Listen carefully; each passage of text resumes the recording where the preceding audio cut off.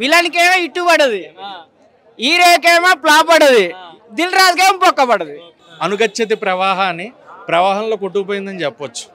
వేణు శ్రీరామ్ గారు ఏమనుకుని తీసారో నాకు అర్థం కాలేదు సినిమాని. అంటే ఐకాన్ స్టార్ తో ప్రాజెక్ట్ రిజెక్ట్ అయిందని చెప్పి ఏదో ఫ్రస్ట్రేషన్ లో రాసినట్టుంది స్టోరీ. పావు సాగదు కర్ర ఎరగదు అట్టగే ఉంది సినిమా అంతా. దిల్ రాజు ఈ సినిమాకి ప్రొడ్యూసర్ కాదు, ప్రెస్ మీట్ పెట్టాలి. ఈ సినిమా పేరు తమ్ముడు కాదు, ప్రెస్ మీట్ పెట్టాలి. పాపం నితిన్కి మరి స్టోరీ సెలక్షన్ తెలుస్తలేదో ఏమో తెలియదు కానీ అంత ఇంప్రెసివ్ గా అయితే లేదన్న. Background score as it is ఉందన్న, దావుదీ బ్యాక్గ్రౌండ్ వస్తుంది నిజంగా అసలుకి యాజ్ ఇట్ ఈజ్ ఉంది మ్యూజిక్ అయితే. ఈ అక్క తమ్ముడు గోలేమో కాదు కానీ మమ్మల్ని మాత్రం బలి చేశారు అనిపించింది నాకైతే మాత్రం.